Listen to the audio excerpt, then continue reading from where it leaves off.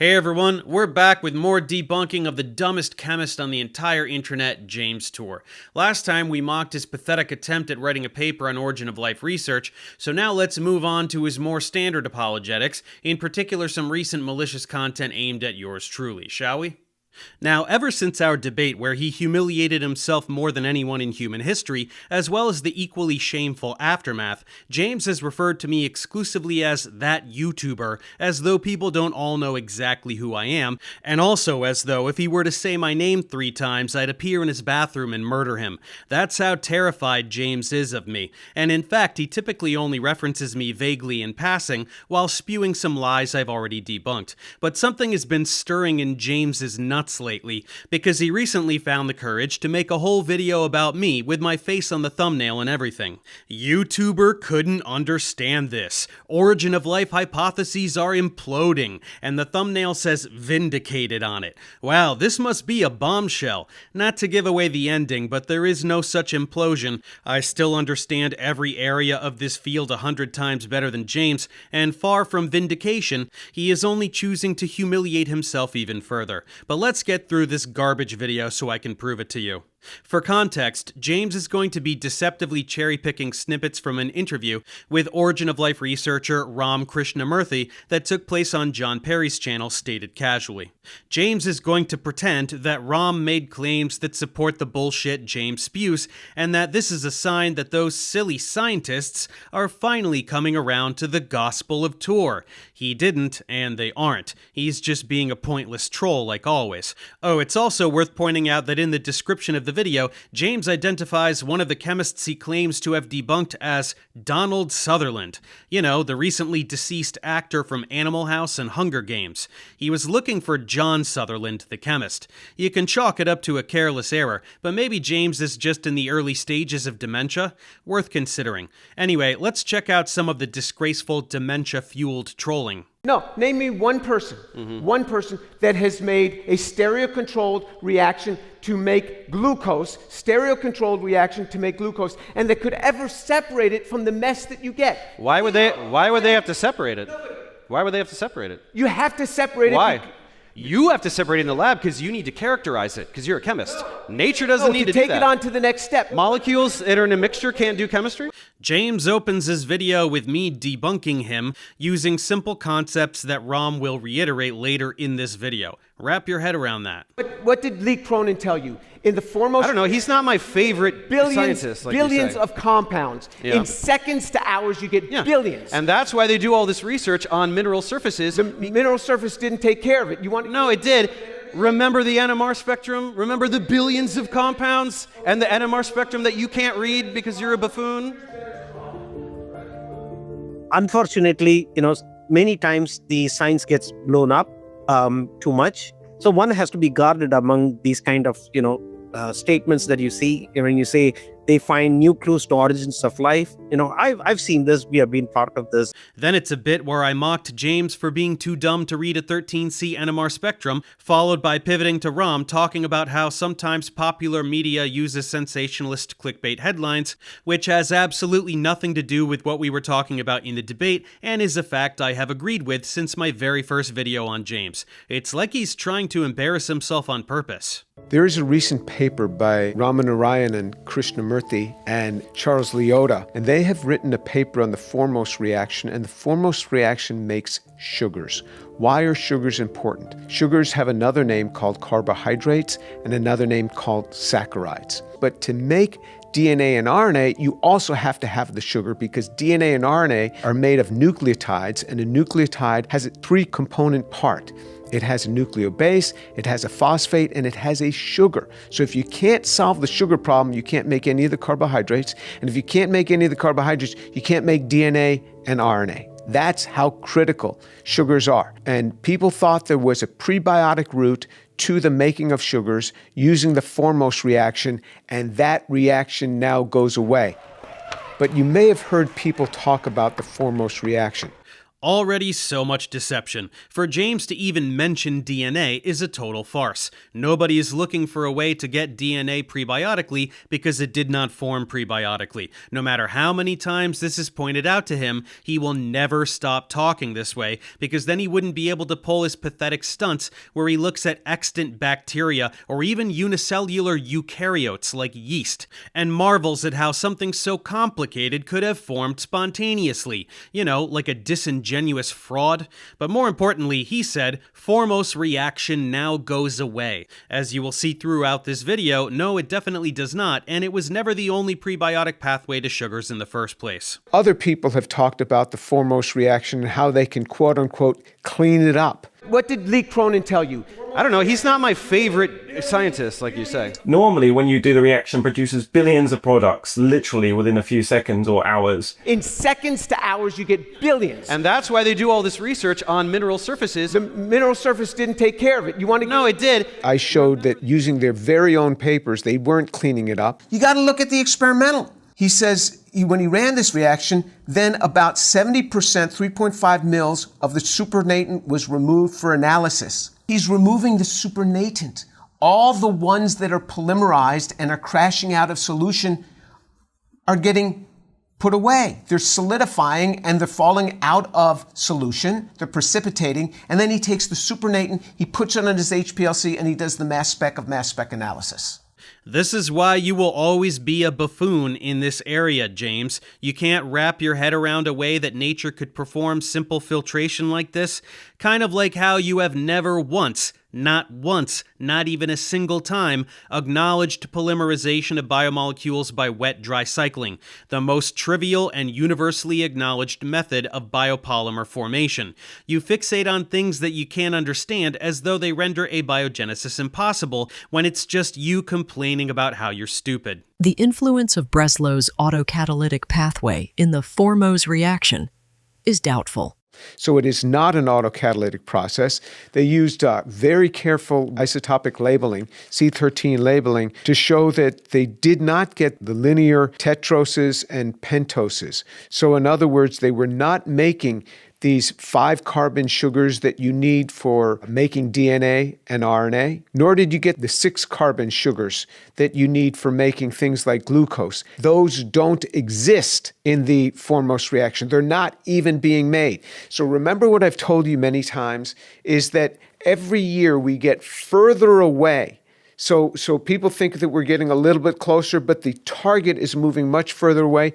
Here's another example of that, because the foremost reaction has been a red herring. The foremost reaction, we say it now, and it's not just me, it's Krishnamurthy, it's Leota, it's people who are working in the area of origin of life are now coming clean. So here's the nugget of truth that James is using to make this entire garbage video. Ram and his co-author have found complications with the foremost pathway that indicate it's a less likely candidate for prebiotic formation of biologically relevant sugars than we thought, of many different candidates. They certainly did not determine that it is impossible, and they certainly did not conclude that abiogenesis is somehow impossible, or that we are now magically further away from understanding the origin of life. That's just Jimbo's dumb script, filtered through his desperate need for his religious ideology to be vindicated. Speaking of religious ideology... So we don't even know how to make the sugars, so the RNA world hypothesis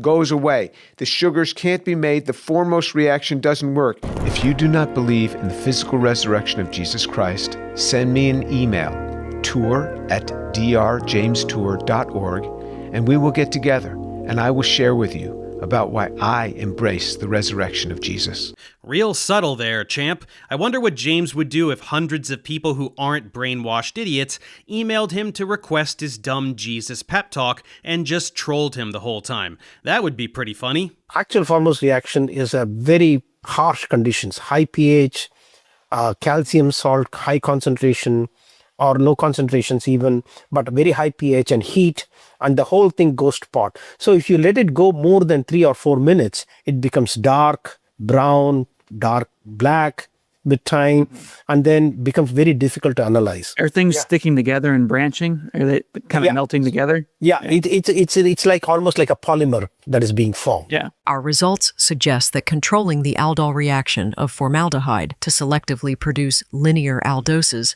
appears unfeasible. In other words, we need other models. Everything we've put forward doesn't work. This is by an origin of life researchers themselves. So people could say, oh, Jim Tour is a liar. James is a brazen liar and charlatan. He's a toxic individual and pathological liar. This is what James does all the time. They go and they hunt and they just find something esoteric that they can distort and just say it confidently. And then the viewers will be like, oh, and they sound like they know what they're talking about. Yeah, that's exactly what you're still doing here, jackass. You are playing clips of me accurately describing what you are doing in this very video.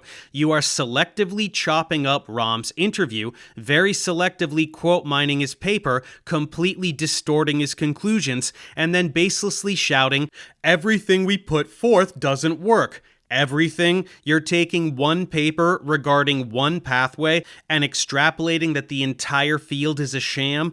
This is what makes you a fucking fraud, James. The first quote is out of context. He's describing the classical Butler conditions, which are not thought to be prebiotically relevant. Very high pH and temperature and lots of calcium, that's laboratory chemistry. Butler had no interest in prebiotic chemistry, he was just trying to synthesize sugars.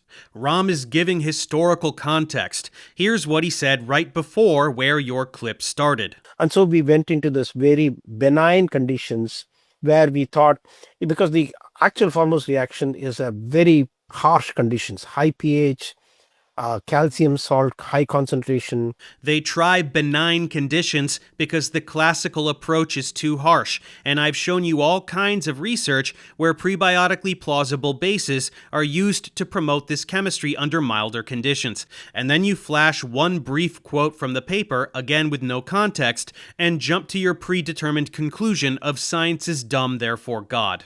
Let's pause here and point out that John's interview with Ram was in two parts. The first part was about Ram the Naysayer, where they discuss instances in which he overturned popular possible routes in origin of life research. This, of course, is how science works. You have a multitude of possibilities, and you rule out as many of them as possible through experiment to figure out what is most likely to have happened. Ruling out options does not make us more clueless, it's actually forward progress. Then part two was about Ram the Pathfinder. This is where he offers solutions to origin of life problems, including the ones that James whines about. Jimbo conveniently ignored the entire second part of the video so that he could screech about how scientists are clueless like he always does. To show you what a dishonest prick James is, we have to go to the original interview. So in your mind, this scratches the Formose reaction or very similar reactions off the list for the origin of ribose. And under the type of conditions that we have seen, this does not mean that there might exist a special condition under which this can be controlled. So one of the caution that we give in the paper is that this should not shut off the avenues for such research, but it should shut off the claims that the Formose reaction has been a source of RNA, which is what currently exists in the literature.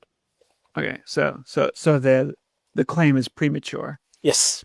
He limits his criticism to specific sets of conditions that have been investigated, encourages further research on the Formose reaction, and states that we simply should not assume that ribose came from the Formose reaction. It's just an easy reaction to point to, since we know that it can make a bunch of sugars. But does Ram act like James and arrogantly leave it at that? Does he throw up his hands and shout, "We're clueless," and run to hide under a pile of coats?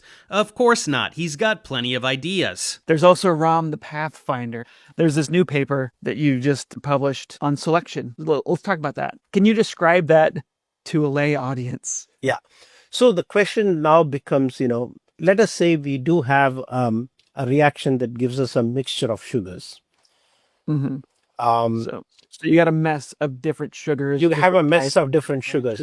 And the question is, are there ways to select a particular sugar without, I'm not being teleological here. It's not that I want a particular sugar.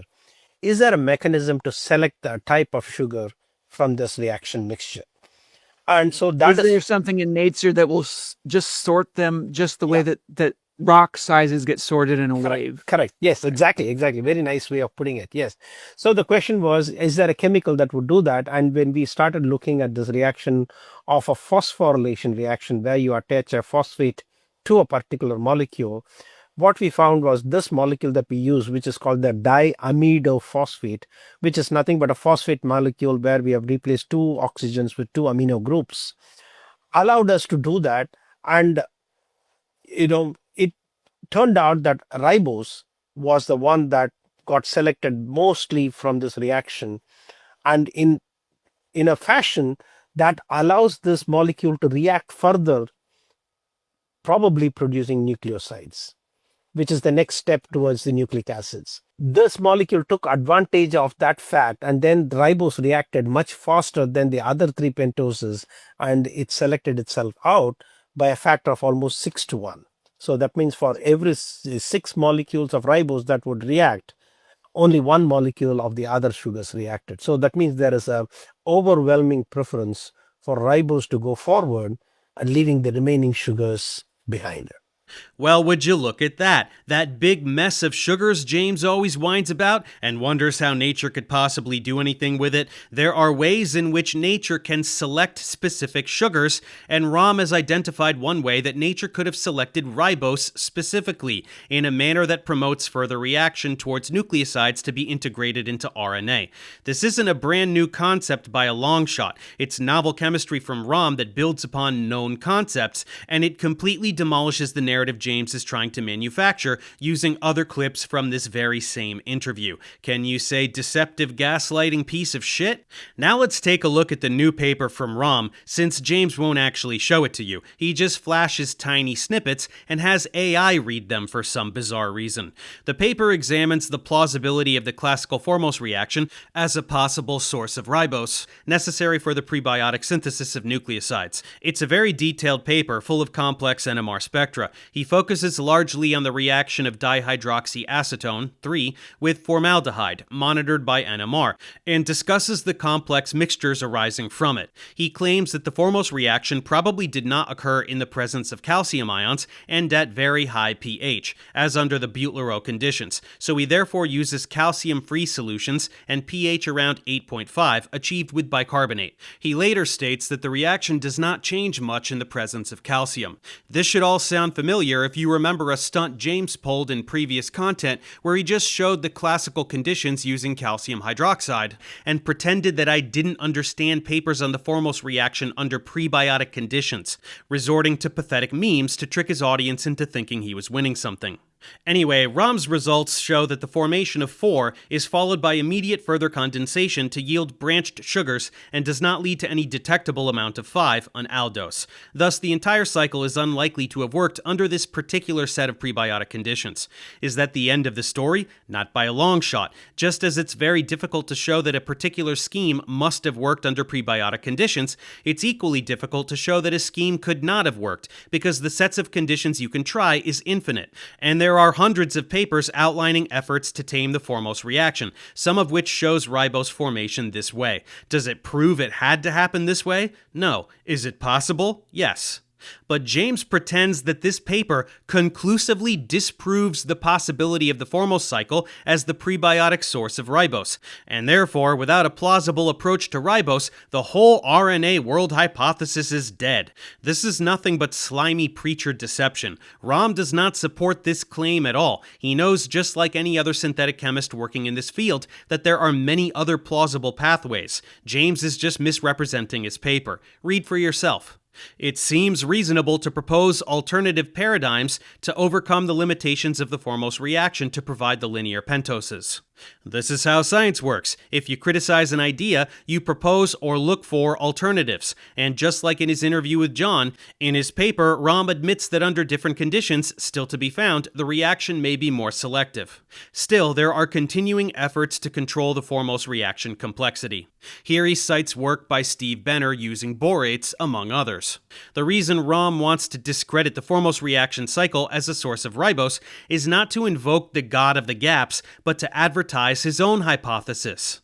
Prior to this paper, he had published an alternative, very complex approach to ribose, recycling some ideas by Eschenmoser, proposing an alternative C2 building block to glycoaldehyde 1. That's the glyoxylate dihydroxyfumarate hypothesis outlined in this other paper. Looking at Scheme 4, this seems perfectly reasonable, but so far he does not have solid experimental evidence for it, and his current interest is to reinforce the notion that the foremost reaction may not be the best candidate for ribose production, thus setting the stage for his own contribution. Even still, he emphasizes in the interview that the foremost reaction has not been conclusively scratched off the list. It increases the pressure in order to find different source of sugar molecules. It still might be the foremost reaction under conditions that we have not discovered before, which would do this. I'm open to that. It's not that I'm shutting it off. It's just that I do not know at this time what would be a good way to convert formaldehyde into ribose in a fashion that would be, productive. Again, this is how science works, and it demonstrates the extent of useful, vibrant debate within the origin of life community. Debate that James is not a part of and is desperate to shut down by twisting the words of researchers in the field. Ram also reminds the reader that the prebiotic synthesis of ribose may not even be necessary. He cites several approaches, in particular Matthew Pauner's work. Pauner has shown that condensation of glyceraldehyde with 2-amino-oxazole, which is prebiotically relevant, creates an intermediate oxazoline which can be readily converted to all canonical nucleotides. As for stereochemistry, check out this paper by Donna Blackmond that I have referenced before, which showed that even racemic glyceraldehyde can give rise to enantiopure crystals of the product if catalysis by proline is hypothesized. Proline does not have to be optically pure. Even a 1% enantiomeric excess is enough to produce enantiopure crystals of the key intermediate. Remember, amino acids have been found in meteorites with some degree of enantiopurity. Of course, the chiral catalyst may not have been proline, but the principle is demonstrated clearly. With all of this in mind, let's get back to James lying and screeching. Remember the NMR spectrum? Remember the billions of compounds and the NMR spectrum that you can't read because you're a buffoon? When we actually went and looked at Benner's paper in great detail, there is no yield of ribose. The billions of compounds are actually just noise, as the vertical axis is expanded to highlight the wider peaks. There are some peaks, very, messy peaks that, one is pointed as ribose, but we couldn't. But there is plenty of information on the branched sugars that are formed, the yields on the branched sugars. So what the foremost was doing was leading to more branched sugars than any linear sugars. It does not stop at the linear sugars, which is what you would want for a ribose. As for ribose not having formed at all, I find that difficult to swallow. It made a lot of sugars, yes, and ribose must have been in there. Perhaps he meant that it wasn't a predominant or statistically significant product. Not the typical classical foremost reaction or in the presence of borate, where you really don't get any ribose, in a meaningful fashion.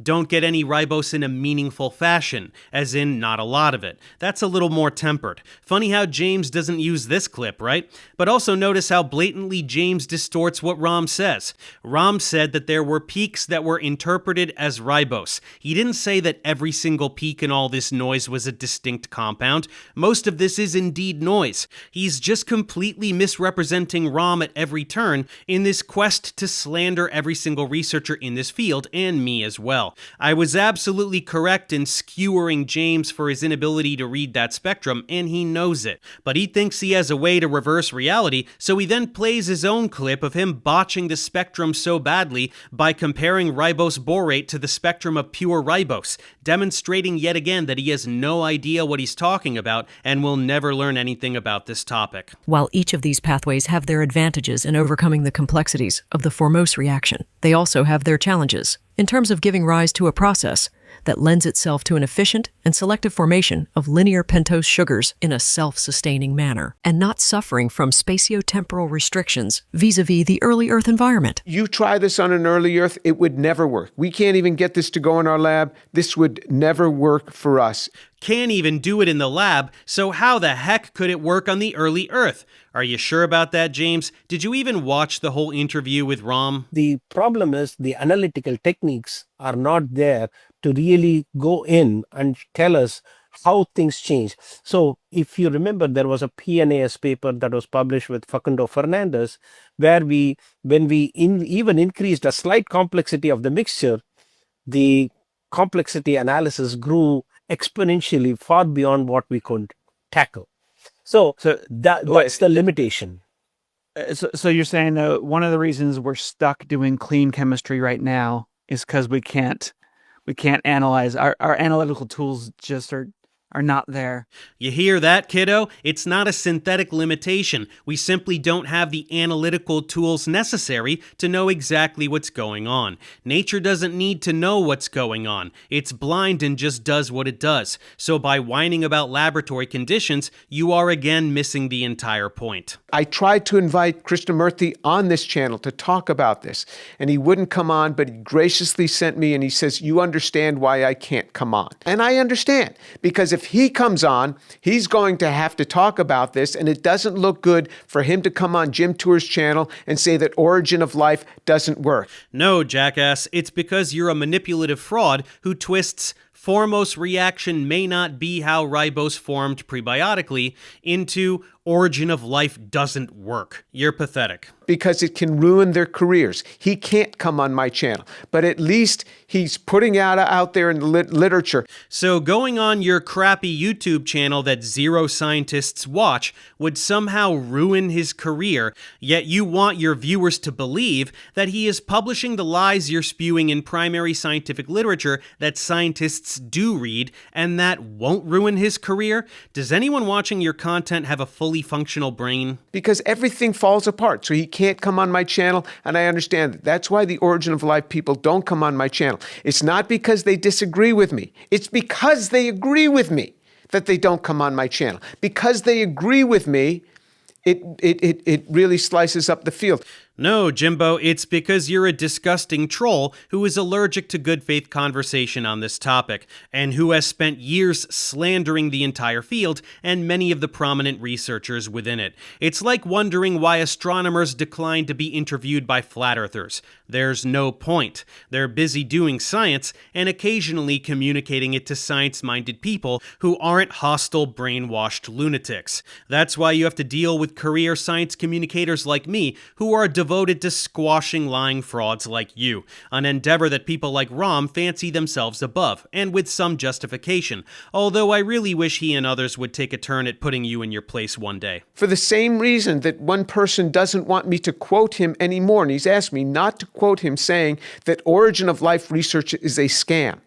Because when I quote him, it makes him look bad, but it's all been a scam. Yeah, you're still doing it, James. By not mentioning Lee Cronin by name, it doesn't mean you aren't still vomiting up that blatantly tongue-in-cheek quote for the 1,000th time, like the worthless fraud that you are, even after Lee threatened legal action. These theories that they put out there, they're going to go, oh, whoops, that doesn't work. That doesn't work. This is why I say that we are clueless on the origin of life.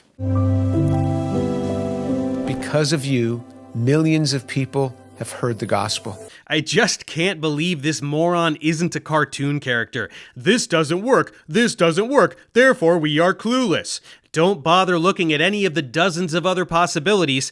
This one thing doesn't work. Maybe, kind of, but also not for sure. I'm just misrepresenting someone to pretend they said that. Therefore, we are clueless. Now let me tell you about Jesus. Seriously, how is this a real person? So what do we have in the end? It's just James doing what he does best, misrepresenting literature in this field, and quote-mining interviews to support his baseless science denial because Jesus.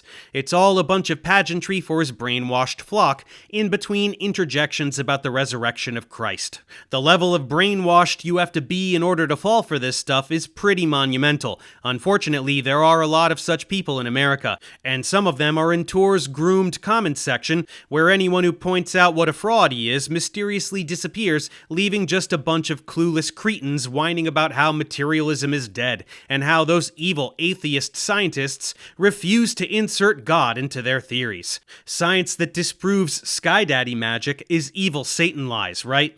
I'll remind you that these people vote. How's that for depressing? So that's it for James today. We still have a lot more bullshit to sift through, given how much he has ramped up his operations over the better part of this year. But this shameful attack on me and the misrepresentation of Ram he used to do it absolutely needed to be addressed in its own video. There's still plenty more stupidity to laugh at, so I'll see you next time.